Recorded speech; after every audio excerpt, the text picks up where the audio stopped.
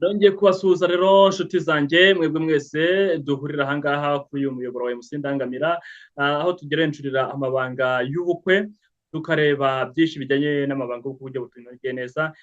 Ngarutse ndi MC Ndangamira, impuruza rutabangira igikanu cy'imfizi kundi asa n'uguharamba inzovu. Ngarutse nongera kubamenera amabanga y'ubukwe kugira ngo dukore ubukwe bwiza, ubukwe butaduhenze kandi ubukwe butadushyira mu madeni.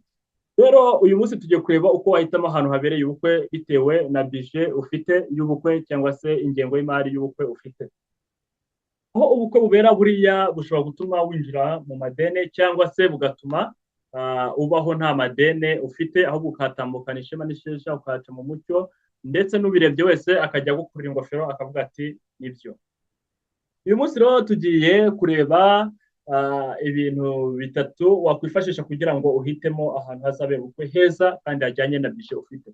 Ikintu cya mbere, shaka ahantu hagerwa n'abantu benshi. Ni ukuvuga ahantu hagerwa n'abantu benshi, hahandi bitazagusaba yuko ujya ukongeraho izindi expenses kugira ngo abantu bahagere.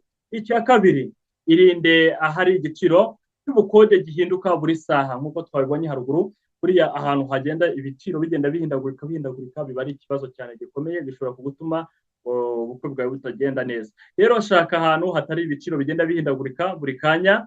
Icya gatatu, wibuke ko hari ahantu henshi haciriritse, ariko nimvuga haciriritse ntabwo ari ahasuzuguritse, hatajya hamenyekana cyane kandi nyamara hagakorewe ubukwe bikagenda neza. Aho ngaho twavuga nk'amashuri, amashuri afite buriya amasare meza cyane ashobora kwakira ubukwe, ariko ntabwo ajya amenyeka ko atamamaza.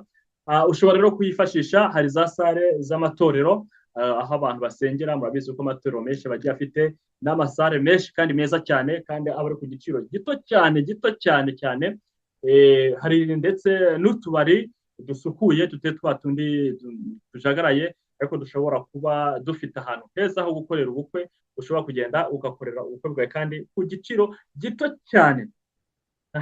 Rero reka turebe inama twajya ahangaha kuri izi ngingo uko ari eshatu kugira ngo tubashe kuba twategura ubukwe bwacu neza kandi tukabuhitiramo ahantu habereye ubukwe kandi ku giciro gitoya.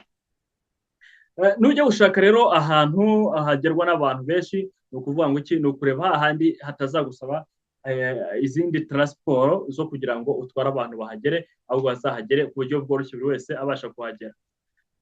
Icya kabiri, irinde ahatari ibiciro. Bya biciro bigenda bihindagurika abashuti bavandimwe, ni ukuvuga ngo nimba ufashe sare cyangwa se ukodesheje jaride, muri uku kwezi ejo bundi ukumva ibiciro babizamuye, aho hantu urumva yuko aho hantu naho kwirinda, kuko bituma ingengo y'imari yawe wakoresheje ihindagurika kandi bikagushyira mu gihombo, ukaba wakwinjira no mu madeni. Icya gatatu rero, nimba wibuke neza, genda mbere y'uko ukora ubukwe twavuze yuko ugomba gukora ubushakashatsi ukabanza kumenya buri kimwe cyose ahantu giherereye ku giciro gitoya.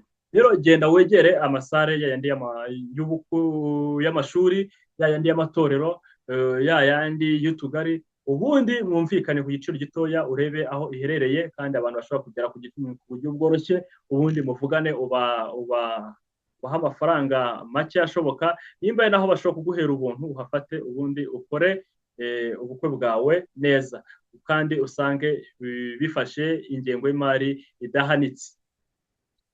Rero ndabashimiye, twebwe twabanye twese hano muri iki kiganiro amabanga y'ubukwe, turebera hamwe ibintu bitatu byagufasha guhitamo ahantu habereye ubukwe kandi kuri bije waba ufite. Reka rero tuze kuba tugobekeye ipfundo ahangaha, ubundi tuze gukurikiraho muri video iraza gukurikira.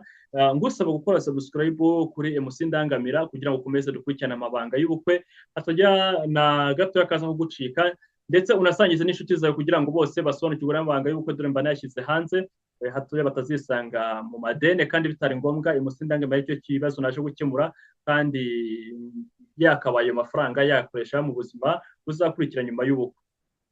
Reka rero mbasabe nyakugira ubugingo n'ubugingo bwawe, ibiganza bagabira bungera inyanja musumbye itunga minenge ku ntenyo, nanjye nze kugaruka mu kanya. Ndi MC Ndangamira.